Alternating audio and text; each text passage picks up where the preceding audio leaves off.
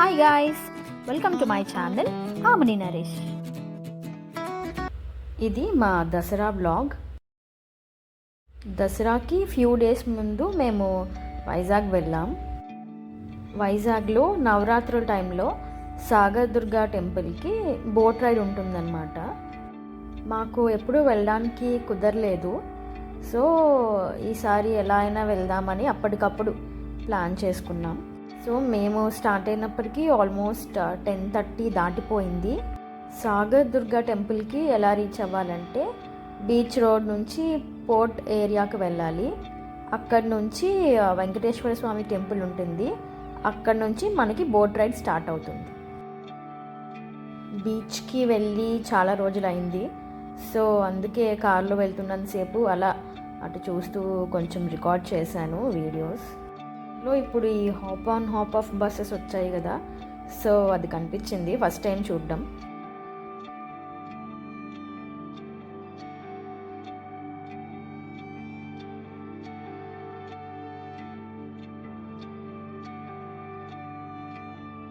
చెప్పాను కదా వెంకటేశ్వర స్వామి టెంపుల్ నుంచి స్టార్ట్ అవుతుందని. సో అక్కడికి వచ్చి ఆగామన్నమాట. సో మన వెహికల్స్ అక్కడ ఎక్కడైనా పార్క్ చేసుకుని ఇక్కడ మనకి టికెట్స్ ఇస్తారు బోట్ రైడ్ కోసం. దానికోసం పెద్ద క్యూ ఉంది.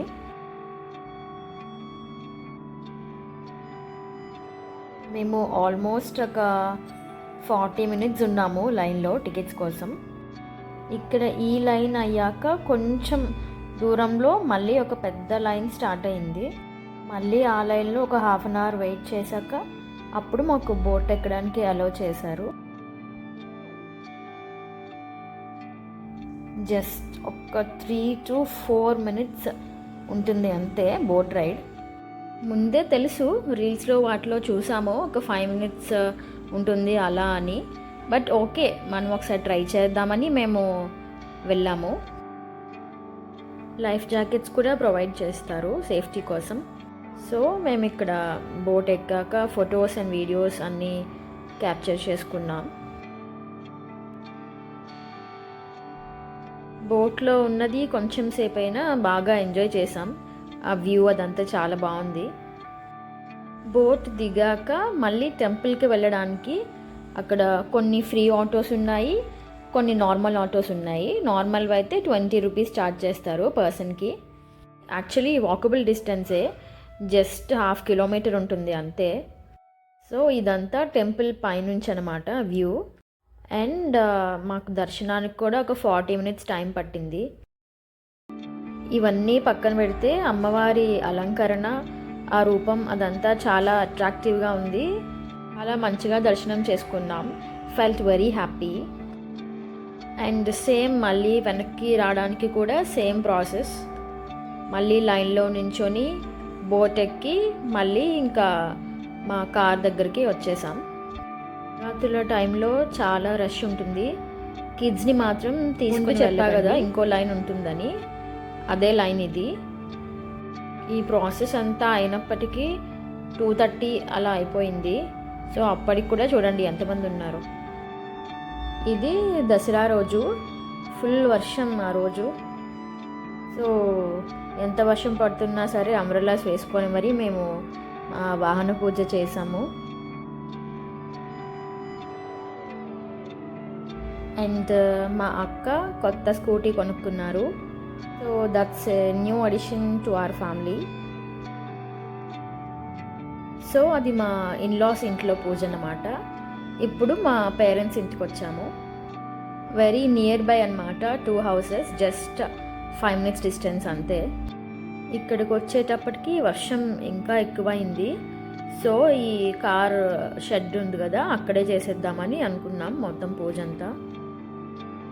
సో ఇవన్నీ ఇంత నీట్గా పెడుతున్నాం కానీ బొట్లు, సింధూరం ఇవన్నీ వర్షానికి మొత్తం పోయాయి బయటికి వెళ్ళి రాగానే.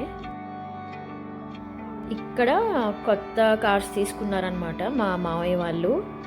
2 కార్స్ తీసుకున్నారు, వేగనార్ ఒకటి, క్రెటా ఒకటి. సో ఇక్కడ గుడి దగ్గర పూజ అన్నమాట. సో అందుకని మేము ఇంటి దగ్గర పూజ అయ్యాక ఇక్కడికి వచ్చేసాం.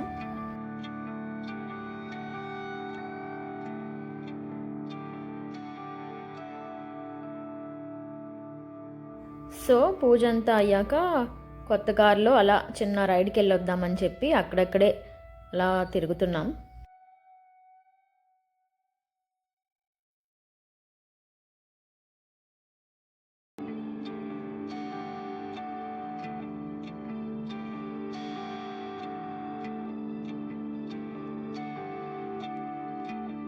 ఇవన్నీ అయ్యాక లంచ్ చేసేసి ఈవినింగ్ బీచ్కి వెళ్దాం అనుకున్నాం ఫ్యామిలీ మొత్తం కలిసి.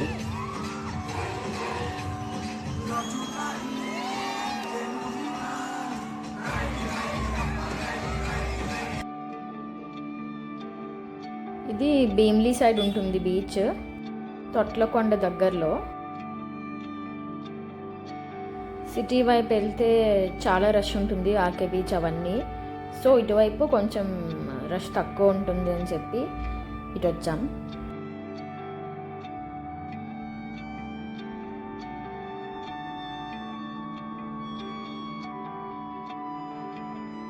ఇంకా బీచ్కి రాగానే ఎవరి బాధ వాళ్ళదన్నమాట.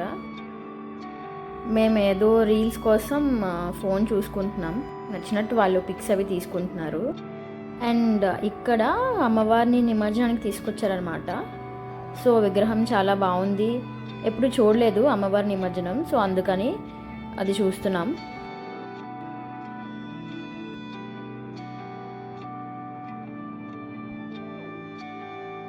ఇంకా మేము ఫుల్గా వీడియోస్ తీసుకుంటున్నాం, బట్ ఒకదానికి కూడా సాటిస్ఫై అవ్వలేదు యాజ్ యూజువల్.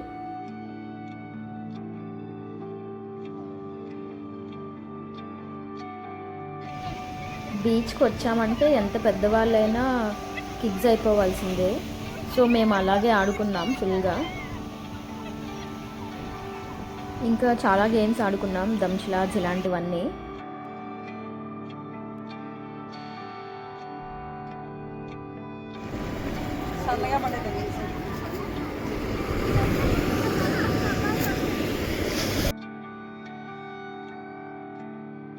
ఫెస్టివల్ అంటే not only cooking and cleaning, ఇలాంటి ఎంజాయ్మెంట్స్ విత్ ఫ్యామిలీ అని కూడా అనిపిస్తుంది నాకు. That's my opinion. మీరందరూ కూడా ఎలా సెలబ్రేట్ చేసుకున్నారో నాతో షేర్ చేసుకోండి. Thank you so much for watching.